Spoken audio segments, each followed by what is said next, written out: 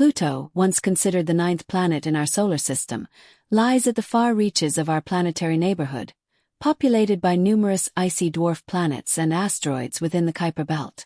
Named after Pluto, the Roman god of the underworld, it was reclassified in 2006 when astronomers updated the definition of a planet.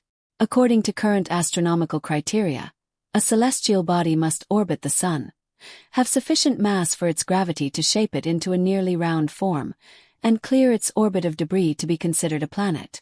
Since Pluto fails the third criterion, it is now classified as a dwarf planet. For centuries, the term planet was used broadly.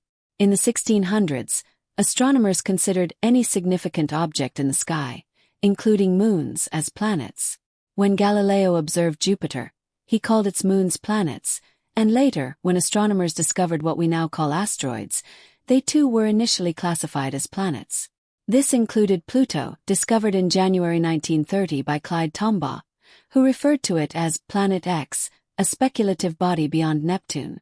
However, discoveries in the Kuiper Belt in the 1990s and 2000s raised questions about Pluto's classification.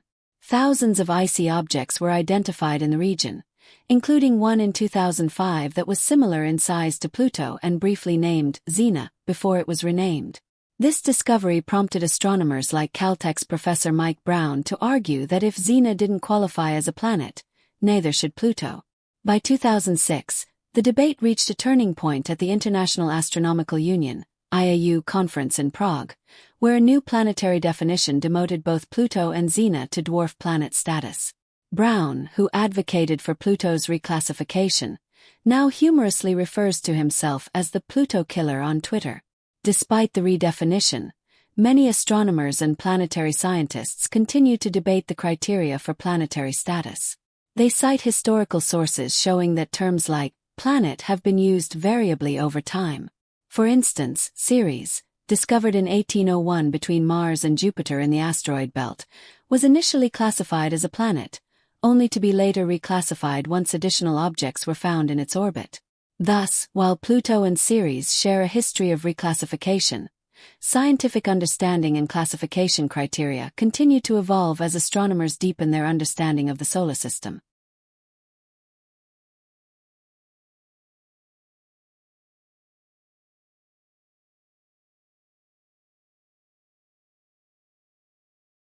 Pluto's current configuration is thought to result from the immense pressure created by the accumulation of additional water and ice.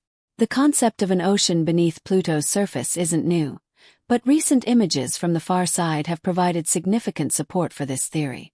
Some of the most convincing evidence comes from the chaotic terrain, a complex mix of hills, fissures, and plateaus found on the side opposite Sputnik Planitia. Researchers speculate that a large asteroid or comet impact may have caused seismic waves to ripple through Pluto, similar to what has been observed on Mars, Mercury, and Jupiter's moon Europa. As these waves collided on Pluto's opposite horizon, they may have fractured the surface in ways that mirror similar features seen elsewhere in the solar system. According to planetary scientist Oliver White from the SETI Institute, who created a geologic map of Pluto's far side, this feature resembles those found in other planetary environments, although the image resolution remains low. Many researchers agree that we may not fully understand this phenomenon until a return mission to Pluto is possible. The discovery of multiple fractures on Pluto's far side, among other geological quirks, supports the idea of a subsurface ocean and could even shed light on the dwarf planet's formation.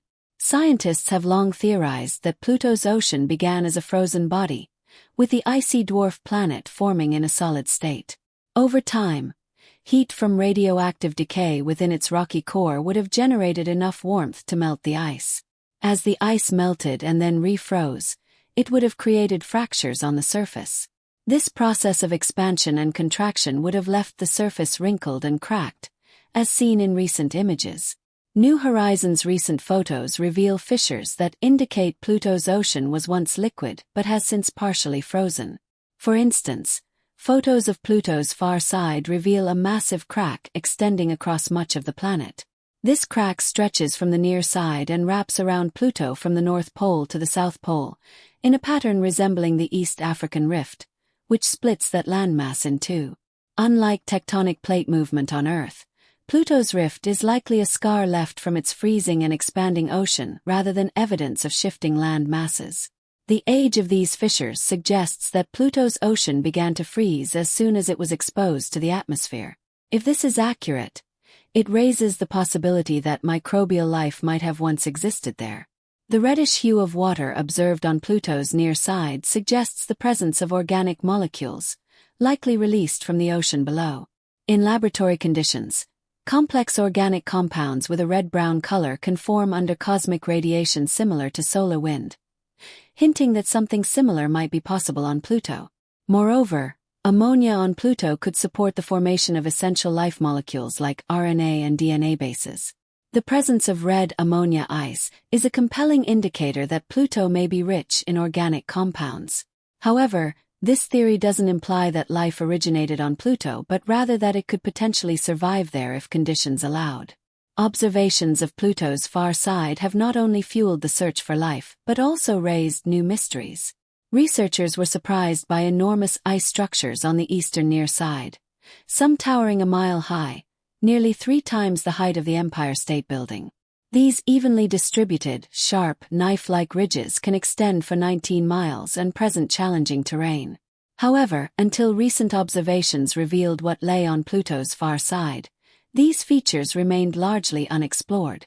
Current maps, though somewhat dark, show that these ridged landforms continue along the western edge of the near side, spanning an area on the far side much larger than previously thought. Spectral analyses suggest these ridges, forming a belt around Pluto's equator, are made of methane ice. Yet, their exact origin remains unknown. It's possible, like Earth's glaciers, that methane froze and fell to the surface, or they may be remnants of a methane ice layer gradually eroded by sunlight. Some researchers propose that these ridges resemble formations in the Andes on Earth, though on a much larger scale.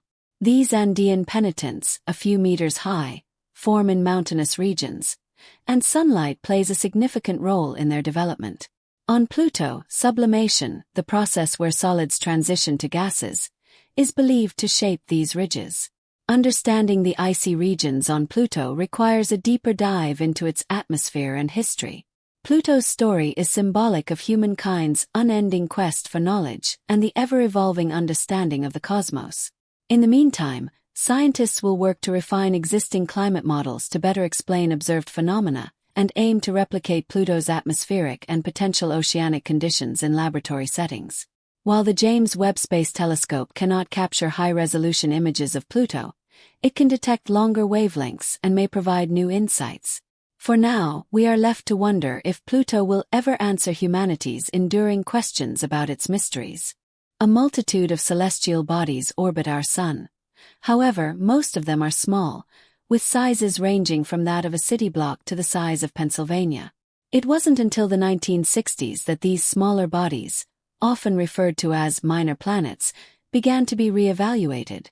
Spacecrafts captured the first images of them around this time, and it was revealed that, unlike larger planets, most of these smaller bodies had irregular shapes, indicating they weren't merely smaller versions of round planets. Despite often remaining in fixed orbits, these smaller celestial objects were rebranded over time. Moons were also once categorized as secondary planets by scientists until the 1920s, when a shift in terminology occurred, partly due to the influence of popular culture and astrology, which preferred a limited number of planets for simplicity. Nonetheless, large round moons were often reconsidered as planets in academic circles, especially in the 1960s. The International Astronomical Union's IAU current definition of a planet has evolved over time and could be revised again if necessary, as it helps keep the number of planets manageable. If there were hundreds or thousands of planets, it would be challenging for people to remember or understand them all, which is why the IAU's definition encourages focus on the primary 8. This debate resurfaced in 2015 when NASA's New Horizons mission flew by Pluto, revealing an unexpectedly dynamic planet with features like towering methane ice formations and nitrogen cliffs resembling Norway's rugged coastlines. Pluto, even as a dwarf planet, exhibited geological diversity, with fissures deeper than the Grand Canyon and volcanoes taller than the Himalayas. The spacecraft captured an iconic heart-shaped feature on Pluto's surface, sparking fascination worldwide. Though it's been years since those initial images, researchers are still analyzing Pluto's mysteries. As New Horizons sped by at over 32,300 miles per hour, it managed to capture high-resolution images of Pluto's sunlit side, while the other half, quickly obscured, remains mostly unseen. However, recent analyses of the images taken days before the closest approach allow scientists to examine parts of the far side. The details, down to about a mile in resolution, are much clearer than previous images from the Hubble Space Telescope, offering new insights into Pluto's potential subsurface ocean and surface compositions formed from atmospheric compounds. Intriguingly, the analysis suggests that Pluto might even be capable of supporting life in some form. One of Pluto's most intriguing features is the region known as Sputnik Planitia, a vast frozen basin with flowing glaciers in the left side of the heart-shaped region. This icy expanse actively shapes the landscape as sunlight causes nitrogen to sublimate and rise, only to refreeze and settle again when temperatures drop. Researchers believe this cycle might even have tilted Pluto itself, with Sputnik Planitia aligning almost directly opposite Pluto's largest moon, Charon. This alignment, thought to have a low probability of occurring by chance, hints that the icy basin might have formed in tandem with the rise of a subsurface ocean.